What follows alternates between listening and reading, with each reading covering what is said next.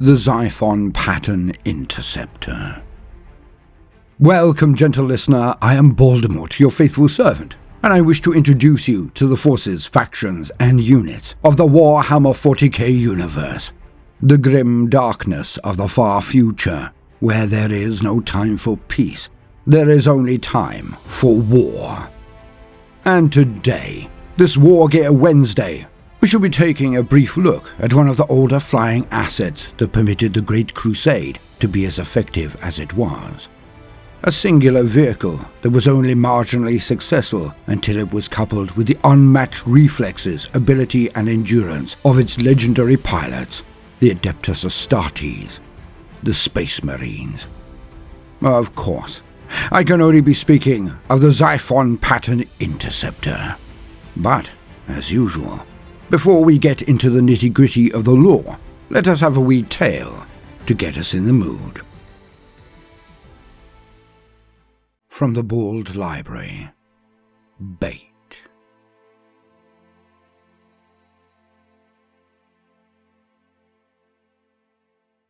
Bait.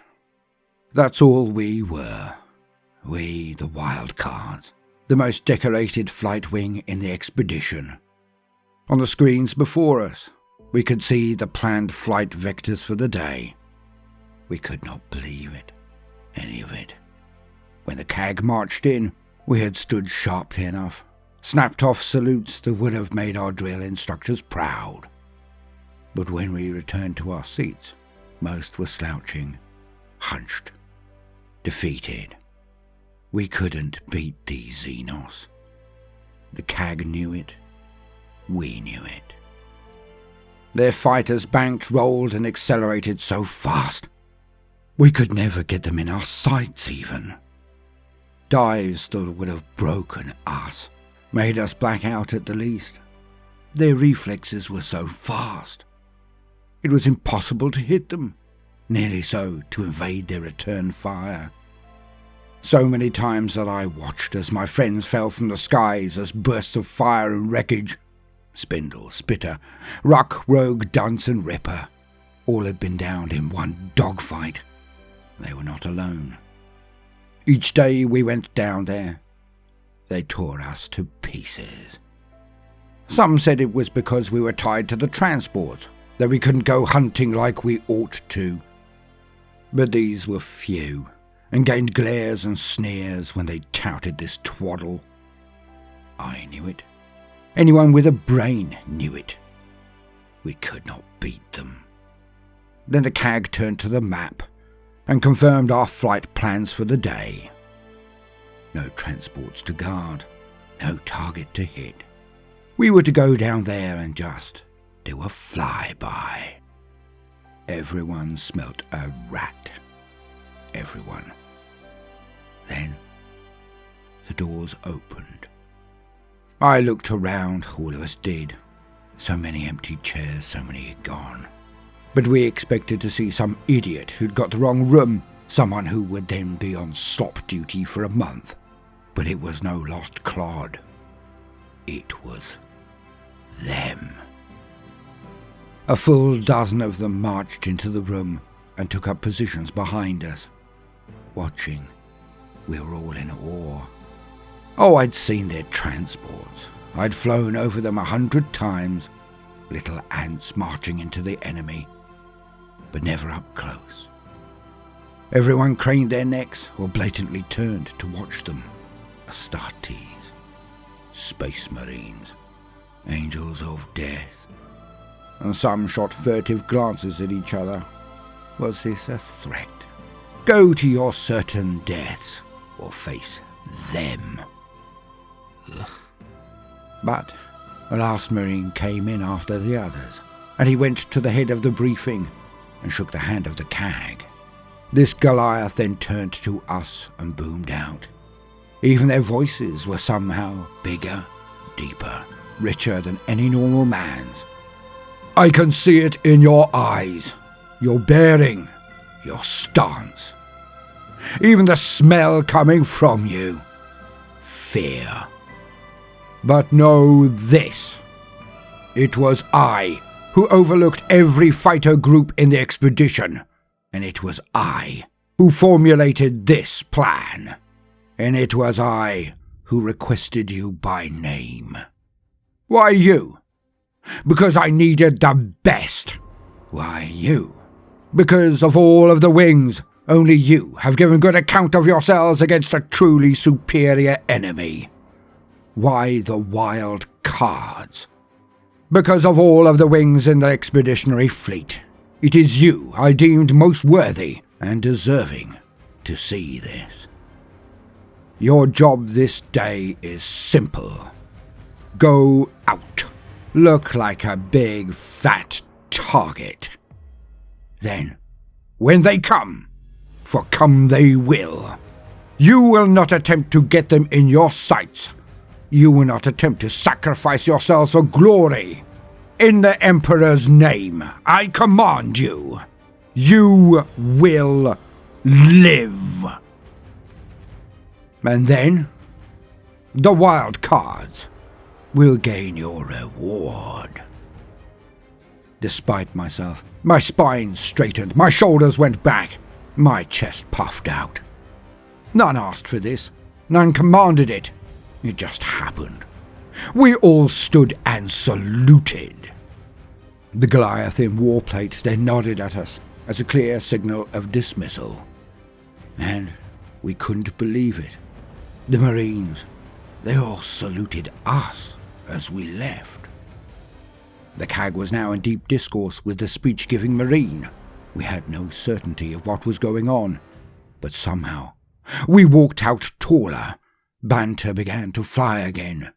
We had our balls back. The next morn came. Anticipation was high. The excitement so rich you couldn't breach it with a las cutter. And off we went.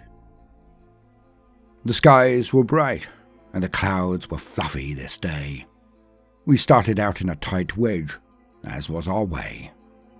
After a full half hour of just prancing around in the skies, it seemed we had somehow scared the enemy with our fighting spirit. Then we saw them. We didn't usually. Most often, the first sign of contact was one of us exploding. But not today. They practically signpost their presence. Arrogant bastards. And unlike other times, when they raced towards us, we scattered.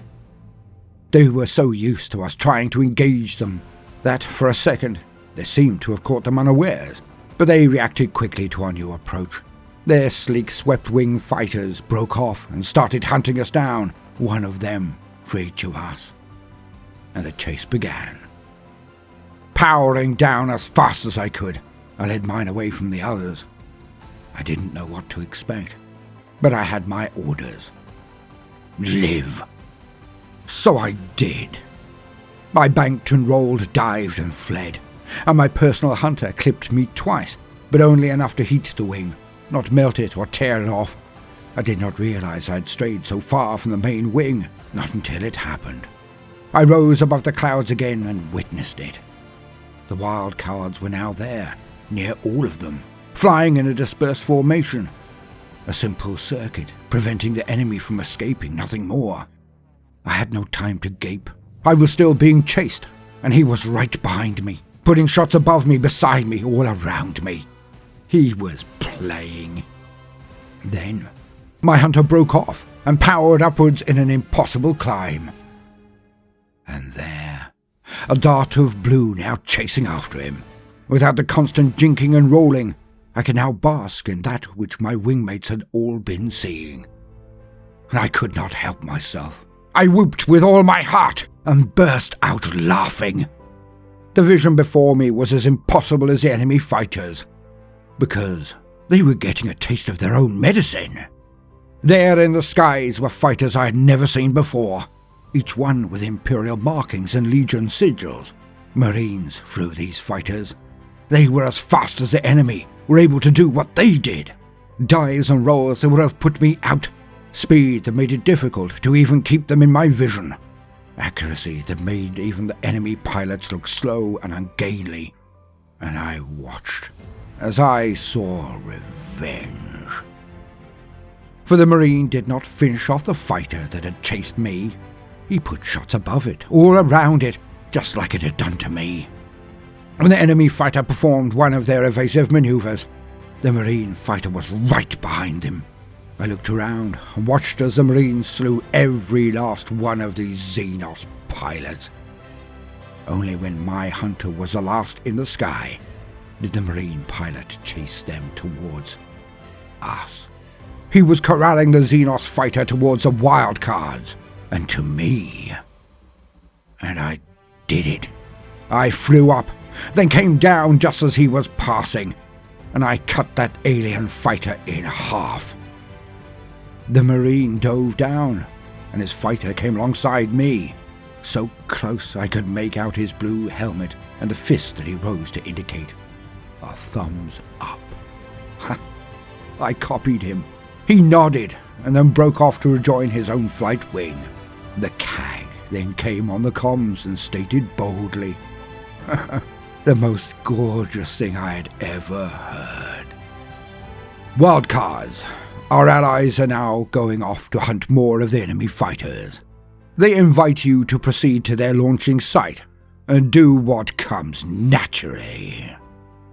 With a cheer from every throat in the wing, we wildcards descended on the Xenos airfield, and we leveled the place.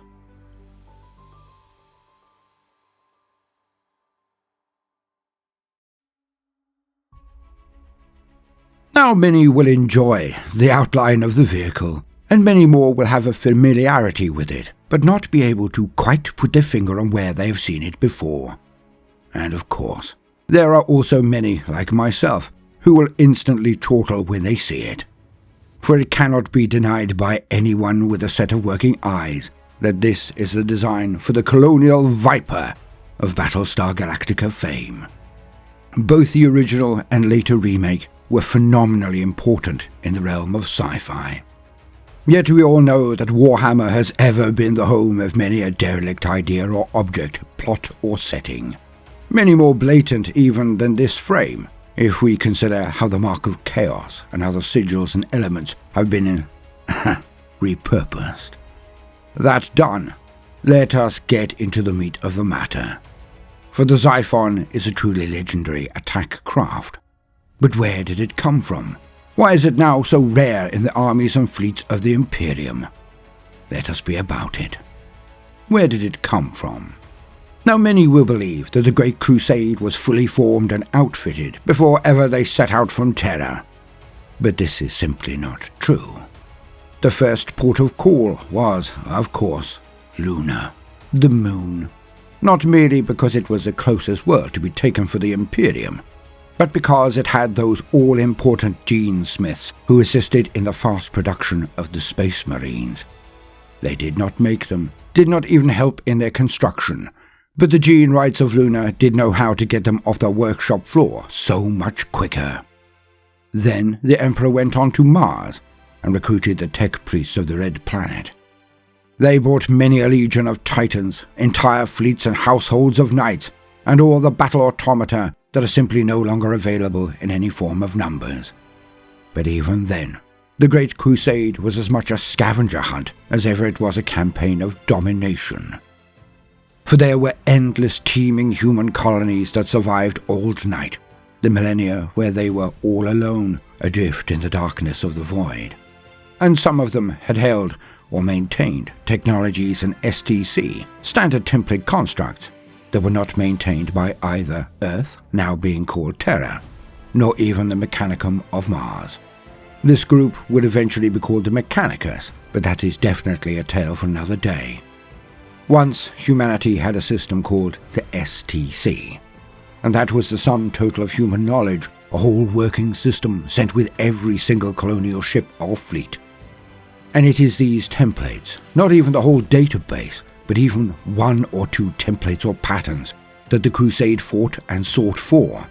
And the Xiphon was one such template found on a world brought under Imperial compliance. Its pedigree rich and ancient, it was a complex piece of kit, and now far beyond the Imperium's ability to maintain. Hence so few are now in active duty, replaced by fighters that may not be worse, but are certainly not as tech-intensive to maintain. Although the basic pattern of the Xiphon was seen in many places eventually, from small human empires to even corsairs and raiders, it was the one that was taken from the Rhadamanthus Enclave in year 806 of Millennium 30 that was the best. For the Enclave had learned to cybernetically engineer and enhance pilots, who then had superior reflexes and endurance. They could fly the fighter and sustain G-force pull at a level that would kill or at least knock out a standard human. Hence it could not be flown effectively by any of the Armada Imperialis, and was almost exclusively flown by the astartes. And with the Space Marines' enhanced reflexes, tactical ability, psychology and resistance to G-forces, it was a lethal fighter indeed. Yet it was highly specialized, and eventually only a few legions, like the Dark Angels and Ultramarines, maintained them in any strength. When the majority of assets were destroyed in the horrific carnage of the heresy, they were brought back out as there was simply nothing else left. But in these last clashes that wiped away generations and centuries of human endeavor, they were near all but destroyed. The Xiphon itself is almost entirely made of ceramite, making it far sturdier than most fighters of its class. The twin-linked las cannons on its flanks provide it with enough firepower to down other fighters and even threaten near anything on the ground. They also had the Xiphon rotary missile launcher. That was an exceptionally compact design that fired an array of missiles that were more often witnessed being discharged from heavy fighter assets. Yet this is not all, for they could also be equipped with tracking auguries and advanced Cognis interpreters and advanced scanners. In this way, an adjusted Xiphon could act as recon over near any region, and their senses were so acute that near anything would be spotted, collated and categorized for the forces in high orbit upon battle barges. There would be no hiding from one of these expert pilots when they were over your region. None at all. As you can see, a deadly dogfighter, a recon vessel, and even a ground attack craft. Truly versatile. But I have to admit, I really want one for my Horus Heresy army. They have a wonderfully familiar silhouette, and are very tidy in their cost against punch, or so I am told. Seeing as I've denied myself the use of jump troops in my Iron Warriors army, they would certainly fill a gap. Maybe, just maybe, Santa will bring me one if I'm very good, and I work very hard. If the mood takes you, hit the comments section. If I get one, should I name its pilot or the vessel itself? Apollo, Starbuck, or Boomer? Go on, help me out. Now, before you go, do check out the links in the description to this video. If you are mad enough to have not yet gained a copy of Space Marine 2, there are links there with discounts. So get stuck in, and I shall see you there. I can assure you, it is intensely fun, even for a long tooth like me. I have been Baldermort, your faithful servant. If you have enjoyed this video, then do consider liking and subscribing, and pressing the notification button, as I would not want you to miss out. Now, no matter what you do today, do try to make some time for fun. Toodaloo.